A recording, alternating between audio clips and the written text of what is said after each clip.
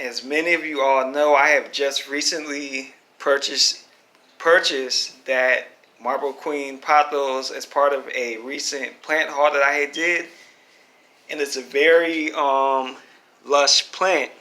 However, anyone that knows me knows I love propagating. So I was doing some random trimming because there were a couple leaves that were starting to get kind of yellow. A few of them had brown spots. So in the course of me finding that, I discovered there were a couple.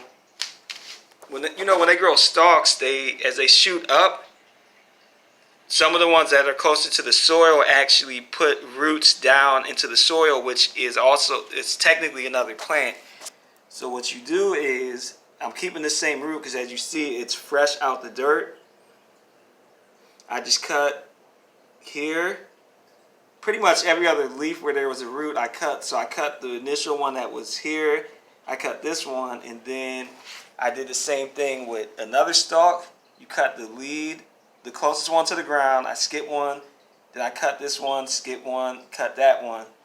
And then this one, you can see this one was well into the dirt. Cut that stalk, cut this one, and then you're going to see what I do next. I know you guys probably, and I'm actually this is a drainage pen for like a normal pot, but I'm just recycling it and I'm using it as a temporary, like I guess a grow pot, because I don't really have a whole bunch else. So as always, the bottom layer is going to be orchid bark. You guys probably get so tired of hearing that word, but that's how I do it. And I also put, let me just show you, I did put holes on the bottom of this. You probably can't see it that good, but it does have drainage holes.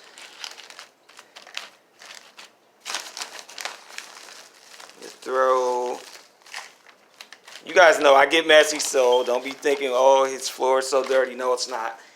It's just when I repot, I don't really care because I know I gotta come back and sweep it anyway, so it's not really a big deal. Then this layer is going to be peat moss. Pothos do prefer drier ground, but they do like a little bit of moisture retention, so that's why it's going to be a layer of peat moss. And this is sphagnum or sphagnum peat moss. And then I'm going to put, as always, you know I gotta have my cactus mix. I do that. That's just what I do. That's gonna be, so there's 3 layers of soil if you pay attention. It's the orchid bark, the sphagnum, peat moss, and then also this little layer of cactus mix. Then the only thing I'm gonna do,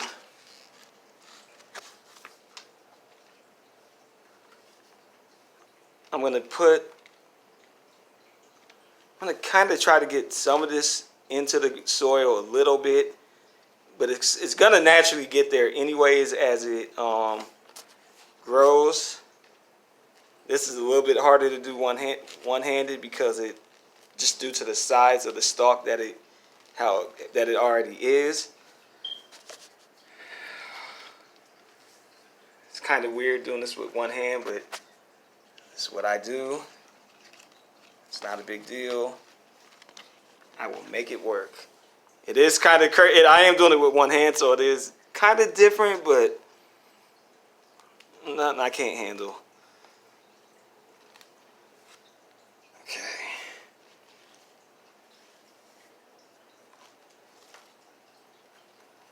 I'm going to just throw that in there. It looks like a wild plant. And you guys, just forgive me for a minute, not trying to be tacky. I'm just going to let that sit there for like 10 seconds.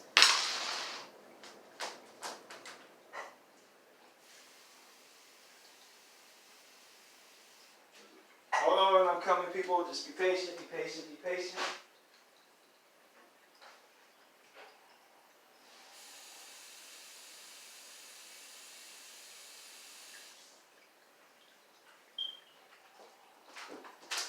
coming. I'm coming. I am coming.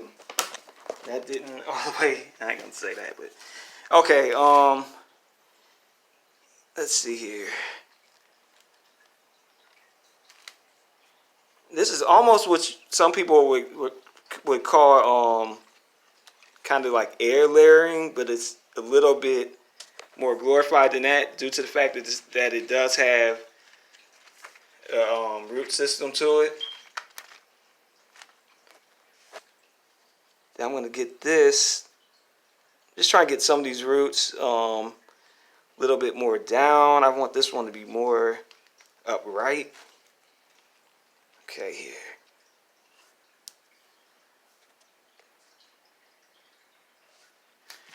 Now what I'm going to do, I got to kind of get this to be a little bit more structure to it.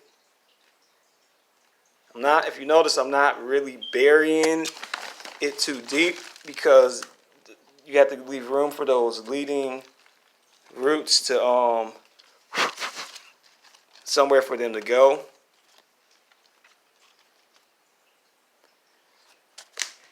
Okay.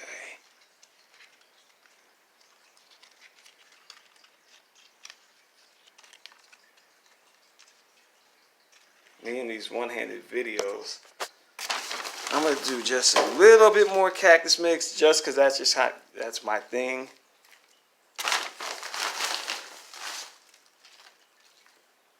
Alright. Now I'm going to do the orchid bark. I'm just sprinkling it. I'm just doing a wild sprinkle, so I'm going to let the chips fall where they may, as they say, supposedly, or so to speak. Not being too detailed with it. The thing you got to remember that all these plants, once they adjust and the roots kind of sit down, the plants will naturally lift back up.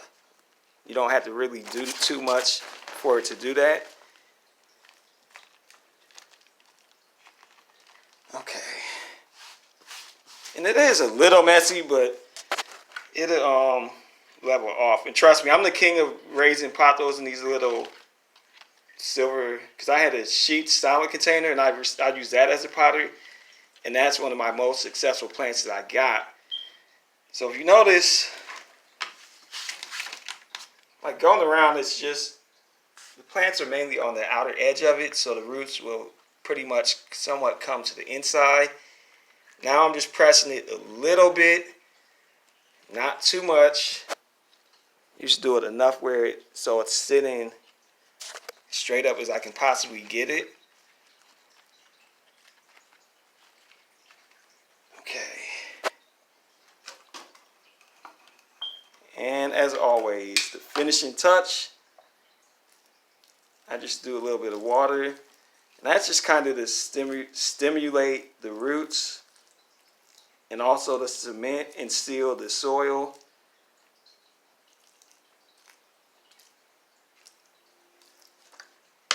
And bam, I have yet another Marble Queen Pothos.